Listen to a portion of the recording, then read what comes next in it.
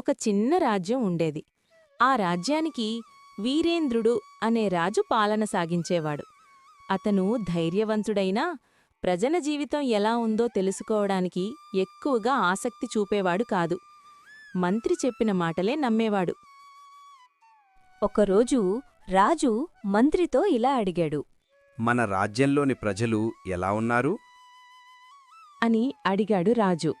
అప్పుడు మంత్రి ఇలా చెప్పుకొచ్చాడు. మన రాజ్యంలోని ప్రజలు సుఖంగా సంతోషంగా ఉన్నారు ప్రభూ. ఆ రాజ్యంలో రైతులు, కార్మికులు, వ్యాపారులు ఎంతో కష్టపడుతూ జీవించేవారు. వర్షాలు సరిగా పడక పంటలు నాశనమయ్యాయి. పన్నులు మాత్రం తగ్గలేదు.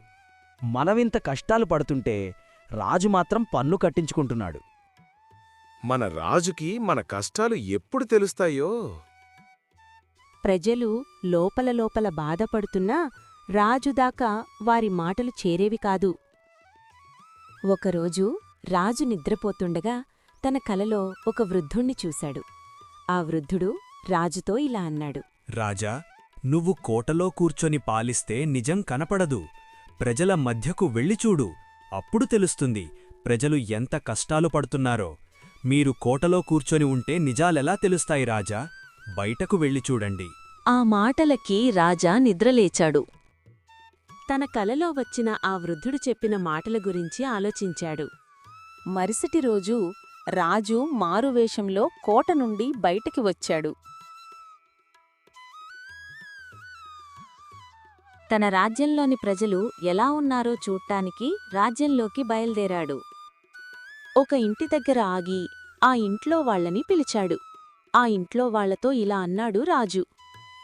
నేను బాటసారిని, ఊరూరూ తిరిగి పనిచేసుకుంటాను. ఈరోజు బాగా ఆలస్యమైంది. మీ ఇంట్లో ఈ రాత్రికి ఆశ్రయమిస్తారా? అని అడిగాడు రాజు. వారు సరే అని చెప్పి ఇంట్లోకి రమ్మన్నారు. వారు కష్టాల్లో ఉన్నారని అర్థం చేసుకున్నాడు. వారికి ఆహారం కూడా లేదు అని గమనించాడు. ఆ రోజు అక్కడే విశ్రమించాడు. తెల్లారింది. రాజు నిద్రలేచి బయలుదేరాదు. దారి మధ్యలో కొందరు మాట్లాడుకోవడం రాజు చూశాడు. వారు ఇలా మాట్లాడుకుంటున్నారు. ఈ సంవత్సరం పంటలు సరిగా పండక కష్టాల్లో ఉంటే రాజేమో ఈ పన్ను వాసులు చేస్తున్నారు.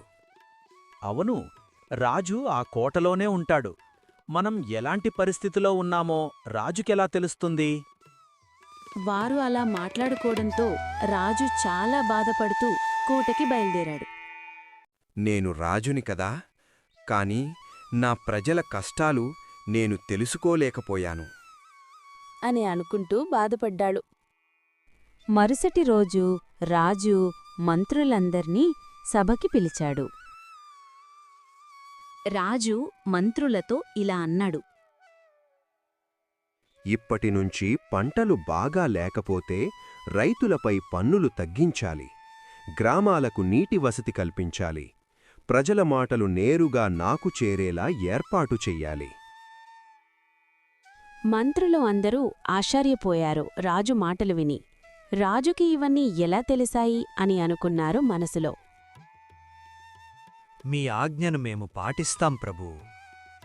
రోజులు గడిచే కొద్దీ రాజ్యం మళ్లీ పచ్చగా మారింది. పంటలు బాగా పండాయి. ప్రజలు ఆనందంగా ఉన్నారు. అప్పటినుంచి రాజు వీరేంద్రుడు తరచూ ప్రజల మధ్యకి వెళ్లి వారి కష్టసుఖాలు తెలుసుకునేవాడు. ప్రజల బాధలు తెలుసుకునే రాజే నిజమైన రాజు.